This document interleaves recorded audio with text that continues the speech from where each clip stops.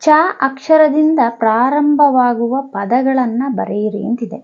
ಇಲ್ಲಿ ಮಾದರಿ ಒಂದು ಎಕ್ಸಾಂಪಲ್ಲು, ಬಟ್ಟೆ ನೇಯ್ಗೆ ಮಾಡಲು ಬಳಸುವ ಸಾಧನ ಚರಕ ಅಂತಿದೆ. ಹಾಗೆ ನೋಡ್ತಾ ಹೋಗೋಣ. ಸುರುಳಿಯಾಕಾರದಂತಿರುವ ಎಣ್ಣೆಯಲ್ಲಿ ಕರೆದ ತಿಂಡಿ, ಚ ಇಂದ ಪ್ರಾರಂಭ ಆಗಬೇಕು. ಚಕ್ಕುಲಿ.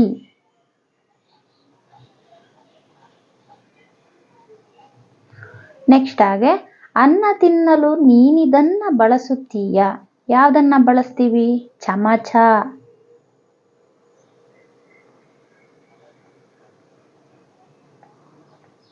ನಾಲ್ಕು ಸೈನ್ಯದ ಬಲದೊಂದಿಗೆ ಆಡುವ ಒಳಾಂಗಣ ಆಟ. ಇಲ್ಲಿ ಚದುರಂಗನೂ ಆಗುತ್ತೆ. ನಾನಿಲ್ಲಿ ಚೌಕಾಬಾರ ಅಂತ ಬರಿತೀನಿ.